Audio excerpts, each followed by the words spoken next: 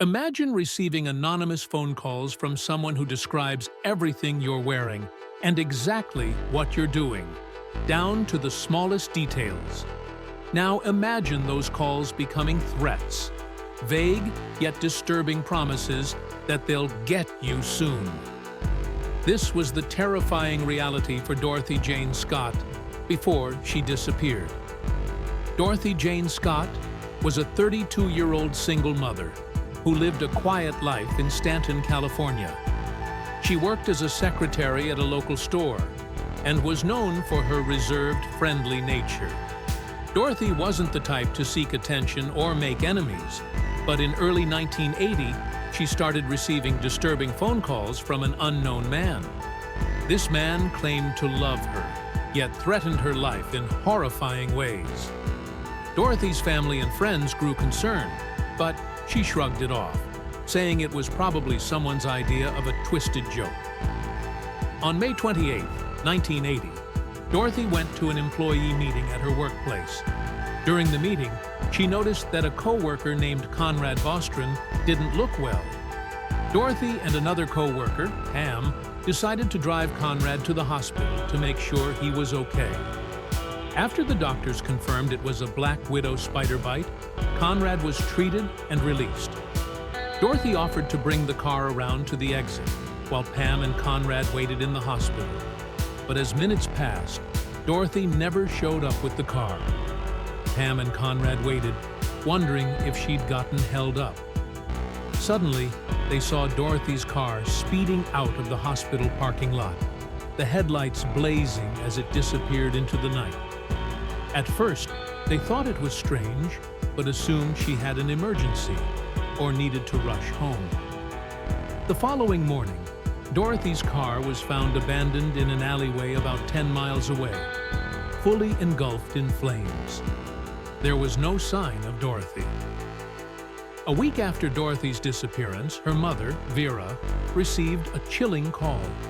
The voice on the other end simply said, "Are you related to Dorothy Scott?" When Vera confirmed, the caller said, "I've got her," and hung up. From then on, the calls came almost every Wednesday. Each time, the mysterious voice would taunt the family with cruel statements like, "I killed her," or "She's never coming back." Months turned into years, and Dorothy's family remained in a state of torment, haunted by the weekly phone calls and the mystery surrounding her disappearance. The police tapped the family's phone, hoping to trace the caller, but he never stayed on the line long enough for a trace. No solid leads or suspects emerged, and as the months passed, hope dwindled. Then, in 1984, 4 years after Dorothy went missing, construction workers discovered human remains in a remote area off the Santa Ana Canyon Road. The skeletal remains were identified as Dorothy's through dental records, along with a turquoise ring and a watch that had stopped at midnight on the day she disappeared.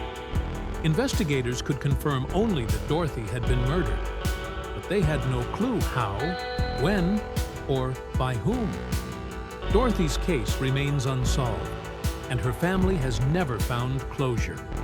Her stalker vanished just as mysteriously as he appeared, never caught or identified.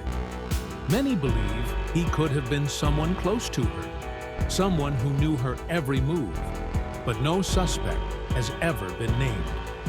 The case of Dorothy Jane Scott has left behind only questions and an eerie, unfinished story. Was it someone she knew? Why did he torment her? And what drove him to such a terrible act? Even decades later, the murder of Dorothy Jane Scott is a haunting mystery, a true crime story that may never have answers. So, what do you think? Was it a stranger who became obsessed, or someone closer than she could have imagined?